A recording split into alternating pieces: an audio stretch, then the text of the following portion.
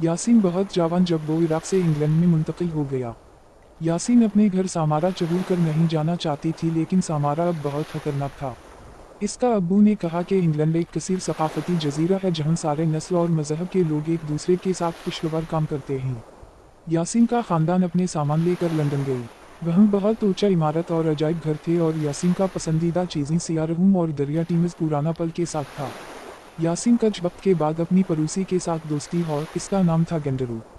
पूरी गर्मियों की तातीलात वो दोनों पार्क गई, चिड़ियाघर गई। गेंडरू ने यासीन के साथ अपने खिलौने खेलने दिया और अपने पसंदीदा सुपर हीरो के बारे में बताया और दोनों ने यासीन की बाग में कैंप बनाया। दिन पर दिन यासीन लंदन को घर समझ लगा और इसका इंग्लिश बेहतर होने लगा, मगर वो अभी बोलने में कमी थी और इसीलिए शर्मिंदा महसूस हुआ। जब सितंबर आ गई, यासीन को स्कूल जाना ज़रूरी था, इसलिए वो उदास हुआ, लेकिन इसका अब्बू ने बताया तालीम बहुत ज़रूरी है। बाद में यासीन को पता चल गई कि वो एंडरू का तलाश में होंगी। अगला दिन एंडरू और यासीन एक दूसरे के साथ स्कूल गई और एंडरू ने खेल का मैदान, उस्ताद, मजाकिया लड़कों और खूबसूरत लड़कियों और कारेइन के बारे में बताया।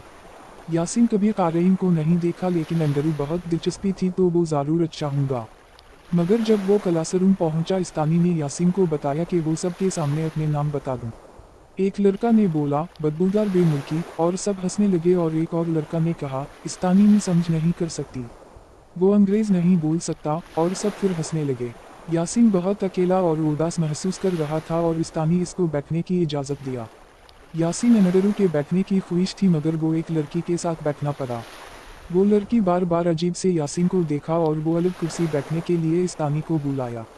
जब घंटी बज गई, सब अपने कोट पहनकर खेलने के मैदान में गई, मगर इस्तानी यासीन को बुलाया ताकि वो इसको एक बीज दे सके जिसके ऊपर यासीन का नाम लिखा था। अब सब आपका नाम फौरन सीख लेंगे, इस्तानी ने कहा। यासीन ने अपने दिमाग में सोचा, अब सब मजा पर और हंसेंगी। जब वो बाहर गया, एक चहोटा लड़का घोबघराली सुनहरी बाल के साथ यासीन को लड़की का नाम कहा और यासीन इसको समझाने का मौका नहीं दिया और सब फिर हंस रहे थे। यासीन घर जाना चाहता था। सलाम यासीन। यासीन पीछे देखकर एंडरू को देखा। एंडरू ने दूसरे बच्चे देखकर कहा, आप सबसे क्या हवा। मैंने अपने दोस्त यासीन को बताया कि स्कूल बहुत अच्छा है, आप इसका पहला दिन बोरा क्यों बना रहे हैं। वो हमसे अलग है, एक लंबी लड़की ने बोला। तो आप भी अलग है, आप पूरा स्कूल में सबसे लंबी है और जब लोग आपके बारे में मजाक बनाते हैं आप उदास हो जाती है। और आप, एंडरू घोबघराली बाल लड़का को देख रहा था, आप उदास होते हैं जब लोग आपका बाल लड़की का बाल बोलते हैं।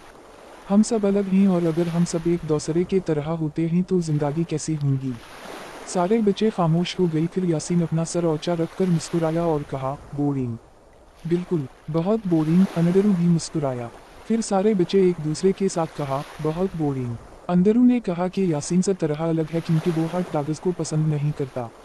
सब हंसने लगा और सबको बताया वह चीज़ जो उन अलग बनाते हैं।